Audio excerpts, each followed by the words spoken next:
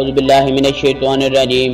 بسم اللہ الرحمن الرحیم۔ دنیا کی سب سے قیمتی گائیں، یہ بہت ہی اہم اور نہایت ہی شاندار قرآنی واقعہ ہے، اور اسی واقعے کی وجہ سے قرآن مجید کی اس سورہ کا نام سورۃ البقرہ گائے والی سورہ رکھا گیا ہے۔ اس کا واقعہ یہ ہے کہ بنی اسرائیل میں ایک بہت ہی نیک اور صالح بزرگ تھے، اور ان کا ہی بچہ تھا جو نابالغ تھا، اور اس کے پاس فقط ایک گائے کی بچیا تھی۔ اس بزرگ نے اپنی وفات کے قریب اس بچیا کو جنگل میں لے جا کر ایک جھاڑی کے ساتھ یہ کہہ کر چھوڑ دیا کہ یا اللہ، میں اس بچیا کو اس وقت تک تیری امانت میں دیتا ہوں کہ میرا بچہ بالغ ہو جائے۔ اس کے بعد ان بزرگ کی وفات ہو گئی، اور بچیا چند دنوں میں بڑی ہو کر درمیانی عمر کی ہو گئی، اور بچہ جوان ہو کر اپنی ماں کا بہت ہی فرما بردار اور انتہائی نیکوکار ہوا۔ اس نے اپنی رات کو 3 حصوں میں تقسیم کر رکھا تھا،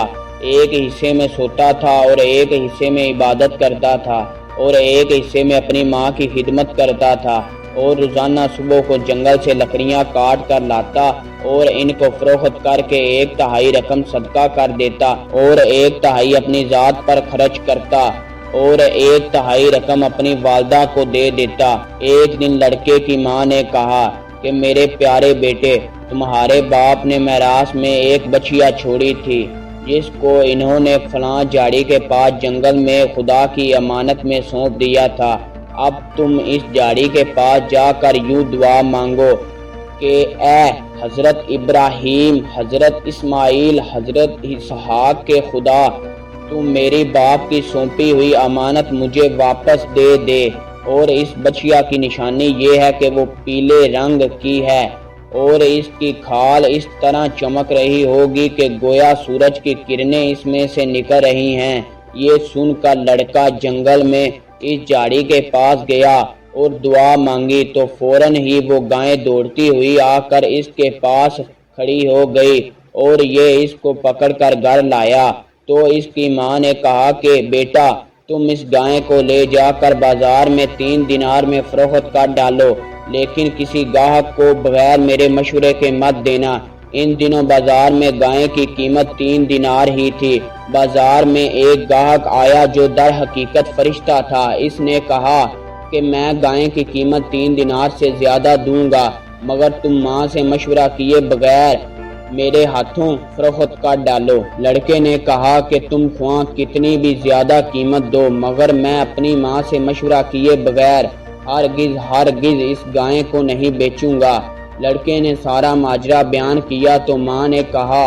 کہ یہ گاہک شاید کوئی فرشتہ ہو، تو اے بیٹا، تم اس سے مشورہ کرو کہ ہم اس گائے کو ابھی فروخت کریں یا نہ کریں۔ چنانچہ لڑکے نے بازار میں جب اس گاہک سے مشورہ کیا تو اس نے کہا کہ ابھی تم اس گائے کو فروخت نہ کرو، آئندہ اس گائے کو حضرت موسیٰ علیہ السلام کے لوگ خریدیں گے تو تم اس گائے کے چمڑے میں بر کو سونا اس کی قیمت طلب کرنا، تو وہ لوگ اتنی ہی قیمت دے کر خریدیں گے۔ چنانچہ چند ہی دنوں کے بعد بنی اسرائیل کے ایک بہت مالدار آدمی کو، جس کا نام عامیل تھا، اس کے چچا کے دونوں لڑکوں نے قتل کر دیا اور اس کی لاش کو ایک ویرانے میں ڈال دیا۔ صبح کو قتل کی تلاش شروع ہوئی، مگر جب کوئی سراغ نہ ملا تو کچھ لوگ حضرت موسیٰ علیہ السلام کی خدمت میں حاضر ہوئے اور قاتل کا پتہ پوچھا، تو آپ نے فرمایا کہ تم لوگ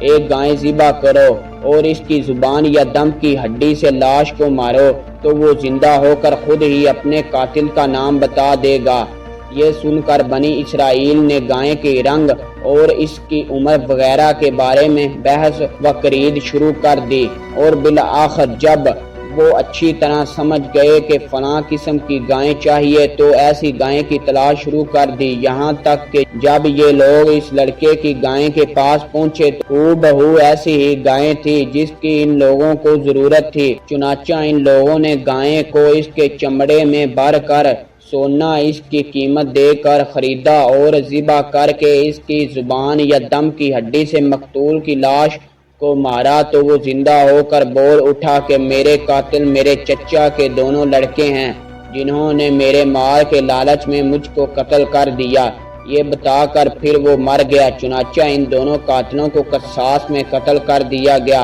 اور مرد صلہ کا لڑکا جو اپنی ماں کا فرما بردار تھا کثیر دولت سے مالا مال ہو گیا۔ اس پورے مضمون کو قرآن مجید کی مقدس آیتوں میں اس طرح بیان فرمایا گیا ہے۔ ترجمہ: اور جب حضرت موسیٰ علیہ السلام نے اپنی قوم سے فرمایا کہ خدا تمہیں حکم دیتا ہے کہ ایک گائے ذبح کرو،